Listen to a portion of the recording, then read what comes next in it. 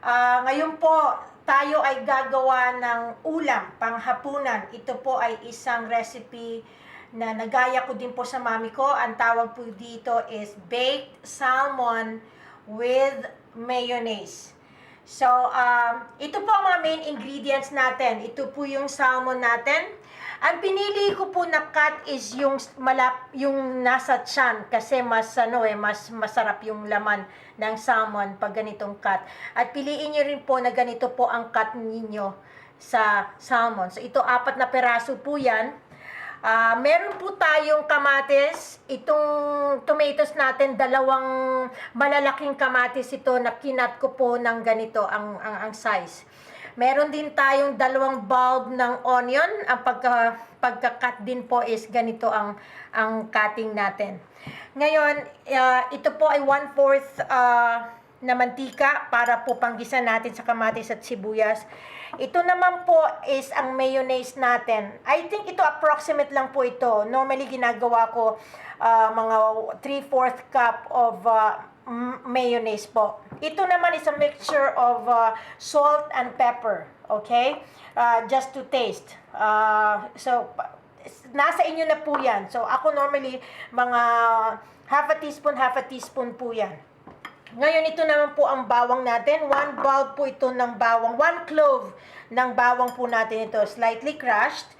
So, ito po yung mga ingredients natin. Ngayon, ipapakita ko po sa inyo ang step kung paano po natin lutuin ang recipe na to. So, ito na po, mainit na po ang ating kawali. So, ready na po nating ilagay ang ating mantika. Okay? Kanina ko po ito pinainit. Ngayon, igigisa po natin ang ating mga sangkap. Unang-una, ilalagay natin ang bawang. Okay? Ayan na po yung bawang natin. Igigisa lang po natin ito. Hindi po ito mahirap gawin. Okay? Medyo maraming mantika kasi marami pong kamatis at marami pong sibuyas itong gagamitin ko. Kasi malalaki yung cut ng salmon natin eh. At saka isang tray po ito na i-bake natin. Pagkatapos po ng bawang, lagay natin ang ating sibuyas. Ayan. So, ito po, ginigisa lang po natin ito. Ito po yung ihahalo natin sa ating salmon. So, medyo papulahin natin ng konti. Pag medyo pumula na po yan, pwede na po natin ihalo ang ating kamatis. Okay? So, ayan. Medyo high fire na po ito. Malakas pong apoy ko nito kasi kanina ko pa po pinainit itong kawali. So, ito, ilalagay ko na po ang kamatis. Again, marami po ito dahil marami po yung gagawin natin na salmon. So, again, ginigisa ko na po ito. Okay, so ito na po. Balik tayo sa ating ginagawang baked salmon. I-remember nyo lang po, you have to remember po na yung oven natin, kailangan i-preheat po natin for at least 10 minutes at 375 degrees. Okay, so while ginagawa po natin ito, naka-preheat na po ang oven natin. So ito po yung mga gagamitin natin. Kailangan natin ng baking tin.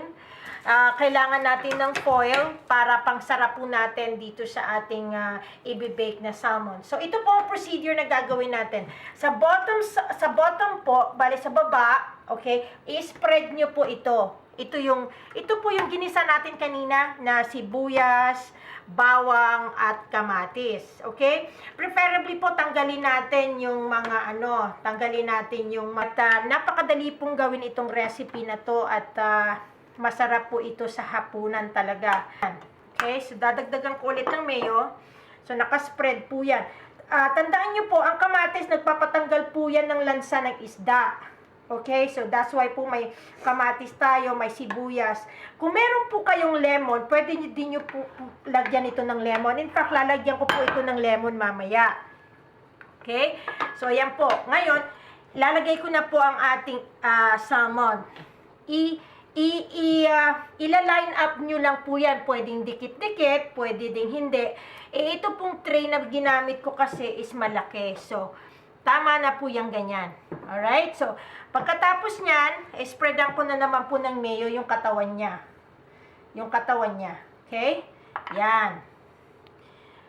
Wag po kayo mag-alala dahil hindi ito mag-oily. Well, mayonnaise po ito, as you know.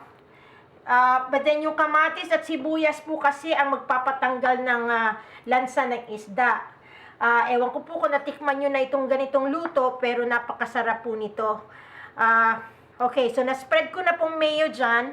Ngayon, dadagdagan ko sa ibabaw niya, ilalagay ko yung natitirang kamatis at sibuyas. Ganyan lang po, ganyan.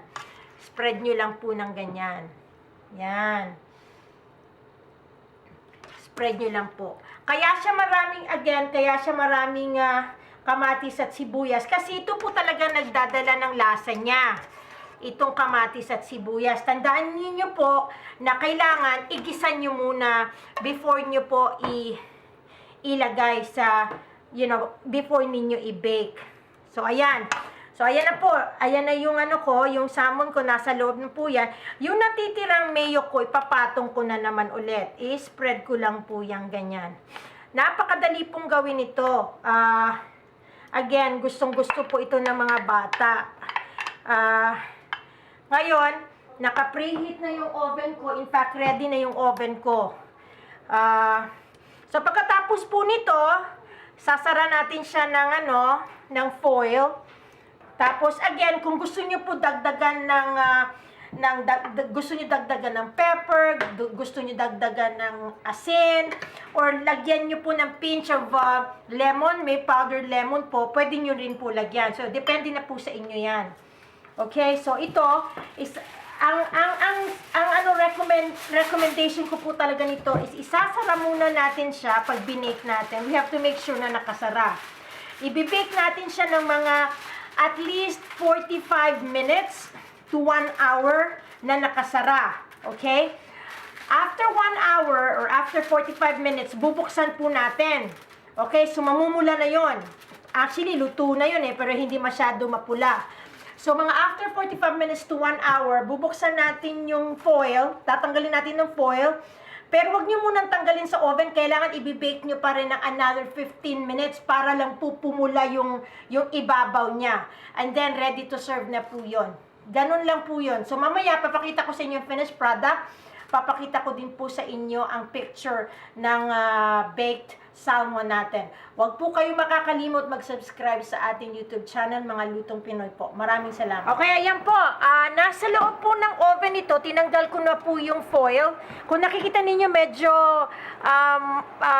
hindi pa medyo mapula-pula. So, ibabalik ko po ito sa oven. 350 degrees Fahrenheit tayo ngayon. Ang temperature ng natin, ng oven natin. Tapos siguro mga another 15 minutes po ito. After 15 minutes, pagbukas natin ng oven, pula na po yan. Tapos pwede na po natin ihahain sa ating pamilya. Ito po ang aming hapunan ngayong gabi. Ito po ang tinatawag nating baked salmon with mayonnaise. Huwag niyo pong kalimutan mag-subscribe sa aming YouTube channel, ang mga Lutong Pinoy. So, mamaya po, kukunan natin ng picture. Okay? So, yun po magiging finished product natin. Maraming salamat po. Bye-bye.